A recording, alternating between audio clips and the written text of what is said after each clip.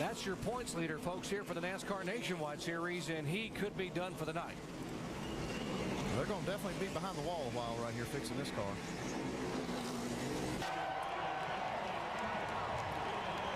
So Kyle out of the car, obviously frustrated. We'll head back to the trailer and try to gather his thoughts while his crew tries to get this car repaired and get the points leader back on the racetrack. He came over to the radio right when he got hit, and he just said that he had a tire go down. So he says we cut a tire, and he started coming down, and I don't think he just realized how close the leaders were behind him. And I hate it because, I mean, he did a great job qualifying the car. You know, the Cabby Chevrolet was doing a good job. It was his first time here, and he's a rookie. So, but, I don't think he just knew how quick the leader was coming on him. The spotter didn't even have time, okay, to say, hey, stay high, stay high. He just cut a tire and he came to the bottom. Thanks, Armando.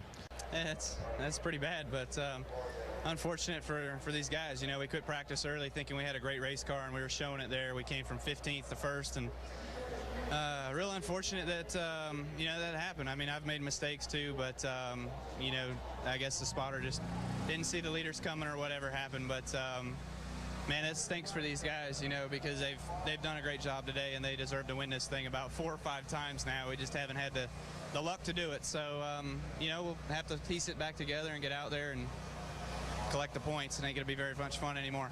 You race around these guys that are learning, Kyle. How do you get a young kid like that to understand and do it right next time? Well, I mean, sometimes you take for granted spotters, and I've got the best one in the world. He's great at what he does and really pays a big attention to what's going on, and always gives me as much information as I can take. And Chase, I guess, didn't have the spotter tell him that the leaders were bearing down. Stay high. But if he had a flat tire or whatever, it's just it's a rookie thing. You live and you learn. It's his first time here. It's whatever. But it took out a great race car today. It hurt the one car's chances at winning this thing. Reed was good too. So, it stinks it's this early in the race that we're sitting here talking to. I mean, he told me about the tire blew, and I was on the radio telling him that the tire blew, and we were having problems anyway because I bumped the corner coming out of 2, and it blew coming out of 4, and the car just kind of started turning down the track, and I was trying to hurry up to get out of the way because I knew they were back there somewhere when I saw them in the mirror. And unfortunate for Kyle that, I got into him. I feel bad for that. I heard a lot of fans were happy about it. That's how I know who I got into. But I just want to thank Cabby for being on the card tonight. It's my little cousin's birthday, and I just want to say happy birthday to him, and hopefully we can come back at Atlanta and do a little better next time. Saw your hand outside the car. Was there any way that you could have kept the car up on the top side of the track? No, not really. The whole steering wheel just kind of jerked out of my hand, and when I did that, that's when I tried to put my hand out the window. I also see that the 33 was underneath the Kyle's. I can't really, that's just close racing on a restart. Here's a look from the helicopter. Right there is where the tire got cut. That's oh boy. I don't know if that's Jeff Burton and Kyle Busch. Harsh words, and all in one direction.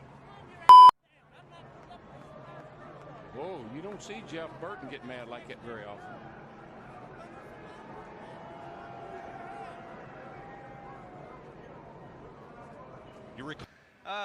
He said I didn't race him very nicely, so he said I ran into him, and I don't know what I could have done to have made that work without touching him. His teammate, the 33, made me 3 wide getting into 1, and I held it as tight as I could on the 33, trying to stay off the 31. So I guess all that nice respect stuff he talked about earlier in this week's out the window. But I guess that's how I race everybody, is from what everybody says. But no, forget about that. This was an awesome night by these guys and this team. Dave Rogers did a phenomenal job helping me and getting me a car that I could come back through the field like that. We were really off when I made contact on pit road, and I can't thank M&M's Pretzels enough, and of course NOS Energy Drink, Interstate Batteries, Norm Miller, Toyota, everybody that helped us tonight.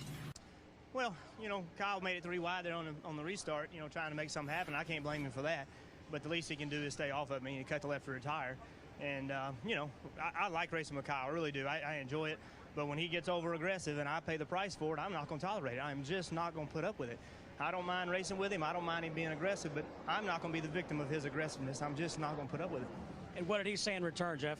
Well, first he said he didn't hit me, then he said he got put there, then he said he had to go because he didn't mean to do it, okay? And he was trying to defend himself, and what he was saying wasn't making sense, but that's okay because he was upset because I was yelling at him.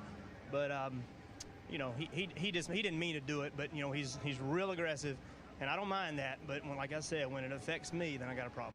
Kyle Busch, driver of the number 18 Double Mint Camry, ready to win it again. Brad Keselowski, driver of the Penske Racing Dodge. Kyle Busch is... 4 to go and 3 Oh, Boyer in the wall, hard wreck. He stays out. More wrecks down here, turn 4, big wreck. Newman and Montoya.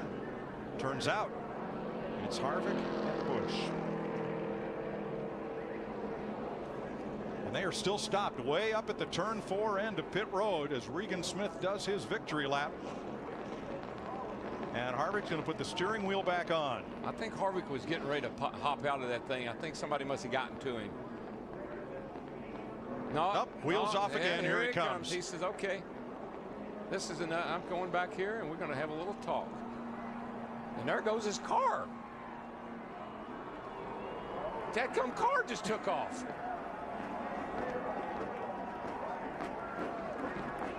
I mean, it was tight racing after the restart there, and Harvick's up on the top a little bit loose, and I had to run, and I gave him room, and he kind of came off the wall. That's a bad angle, obviously, but you know, and then he lifted early to let me go into turn 3. I thought it was all good, and then he drives in the back of me there. So made my car loose all the way through the exit and just made a run for those 2 guys to get back on my inside, and then obviously Clint wrecked bouncing off of Harvick, and it was just uncalled for, you know, just unacceptable racing. And you know, it's in the last couple laps, but I gave him room off of 2. I didn't get the room, so just real unfortunate. I mean, I hated it. We tore up a few good cars there, and our Double Mint Camry was so good today that we should have ran up front, should have finished up front, but we kind of got marred back in traffic there and tried to fight our way back forward. So it was a really good, clean night. I probably passed the most cars tonight, but there was one I couldn't pass. Kyle, understand now you're being asked to go to the NASCAR trailer. Is that correct? Yeah, no big deal. That's fine. Good to hash it out now. Might as well. Okay. Good luck. Yeah, thanks. I mean, obviously we were just racing hard and doing what we had to do there at the end, and things happen. Things happen, that's it? That's it. What do you do? Good racing, I guess. What'd you guys talk about? What got discussed in the truck? Not much.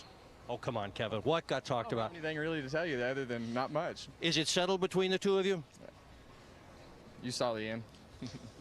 They're trying to get by Kyle Busch here.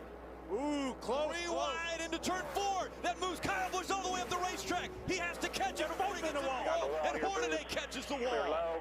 Caution's out, caution's out. Caution is going to come out. Both drivers trying to get by. Looked like the 17 of Timothy Peters. They slid up the racetrack, and now Kyle Busch not happy at all. It's all good, dude. And Kyle Busch is going to turn the 33 to the wall. The 2 trucks were trying to get by the 17 of Timothy Peters. I think it was a 07. Oh, the 07, excuse me. Pencil, that's what I was getting at. That is unbelievable. Yep. And that takes that 33 truck out of this championship hunt, I believe. Hornaday coming in just 15 points back, definitely in this championship hunt. Gained 32 points on the lead of this championship in 4 races and have it all come to an end like that. Obviously, Kyle Busch is really mad at Ron Hornaday. The 18 and Kyle Busch parked for the race, and Kyle Busch and Eric Phillips, you will need to report to the hauler, the NASCAR hauler, at the conclusion of this race. Oh, on the green, I knew that, you know, Kyle knew there was a lap in there too. I moved up on the straightaway. He stayed on the quarter panel, and I don't know. We just touched a little bit, I guess. I don't know. But he knows I'm going for a point still. I don't know why he didn't do it. But anybody got a cup car, he'll never win a championship again. I mean, this is just stupid. I mean, he knew what I was going for. He knew I was there. He had to lift too. I mean, if I'd have lifted, I'd have hit the back of the slower car, so slower truck, and it would cause a big wreck. But he just drove me in the fence. I mean, just ruined a perfectly good race car. Well, if you consider Ron was in the championship, maybe Ron could have played it a little bit smarter on lap 15 and checked up a little bit and given room to everybody around. You know, obviously, if you make it a 3-wide situation, I can't go up in the dirt. You know, I'm already on the outside lane. There's not 3 lanes out here right now. It's a truck race. It's the first race of the night here this weekend. And, you know, so if I just lay over and give up everything for Ron Hornaday, that's not Kyle Busch's fashion. I'm out here to win a race just as much as anybody else is. And when he races up on my inside, gets loose, and takes me up to the fence, I ended up losing my cool. And I've been wrecked 4 weeks in a row, and finally I just had enough of it. And so I'm sorry it was Ron Hornaday, and he's going after a championship. But the fact of the matter is, it's just, you know, you can't place all blame on one person. There was 2 people that got into it to begin with, and there was 2 people that ended it. Yellowed out, yellowed out. I think Brad's going to be happy about that one. Just past start finish here.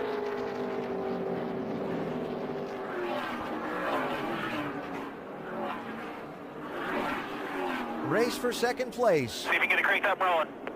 And 2 teams competing for the Owners' Championship. Now, that is Brad walking directly toward Kyle Busch's pit. Guys, use your head. Don't be silly. We don't drive the car. We just work on it. Be smart. Well, you know, it was hard racing up until that, and it was good hard racing, Vince. That was probably going to be for the win.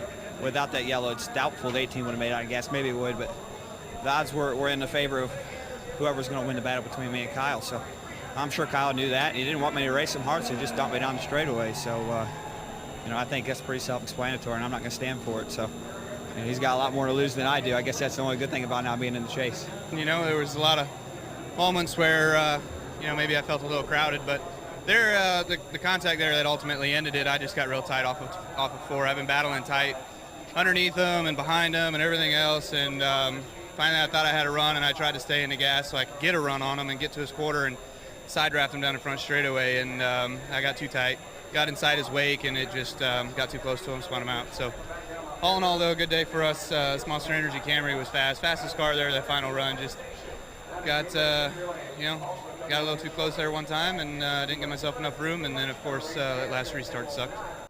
Well, they may have some contact earlier and later. What that's all about. It certainly changed the outcome of this race for Casey Kane, though.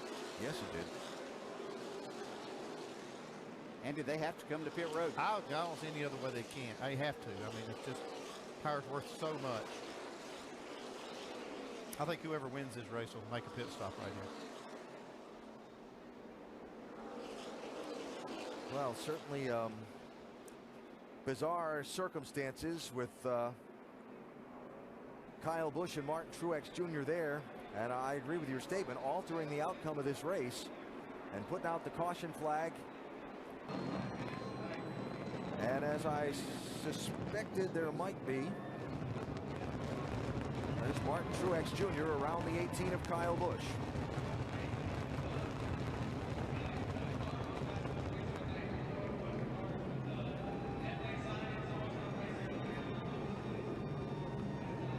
Behind the wall at the right opportunity. Something broke there.